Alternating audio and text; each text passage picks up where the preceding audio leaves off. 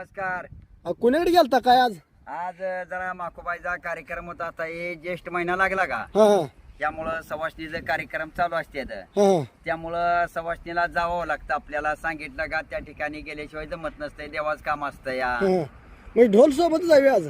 ते ढोल म्हणजे तिथं दुपारतीला लागतो. हम्म. दुपारती करायची. ते बोन घरातनं बाहेर काढताना देवाला दाखवताना हा. मग त्यामुळं दुपारती करून नेते लोक. काय काय जे काय परंपरा जी त्यांनी सवय लावलेली आहे हा. त्या पद्धतीने ती करावं लागतं. मग अजून पण तुम्ही सायकलीवर प्रवास करताय, कसं काय हो?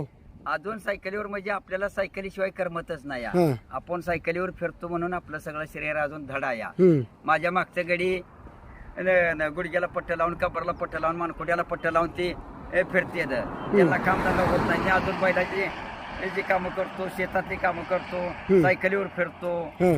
याचं काय आपल्याला अजून बिलकुल सुद्धा अडचण नाही या. पहिला कमालच आहे बरं का तुमची ह्या वयात असं फिरायचं म्हणजे.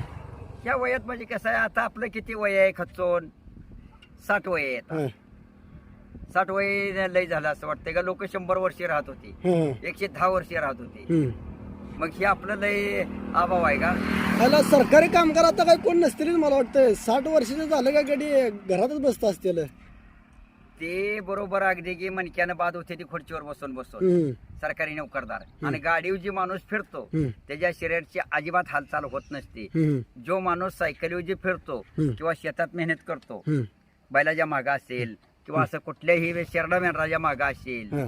त्या माणसाच्या शरीराला वळण भरपूर राहतं. त्यामुळं ताण बसतो. त्यामुळं त्या माणसाला अटॅक येत नाही. त्याला कुठला काय मणक्याचा त्रास होत नाही, हम्म.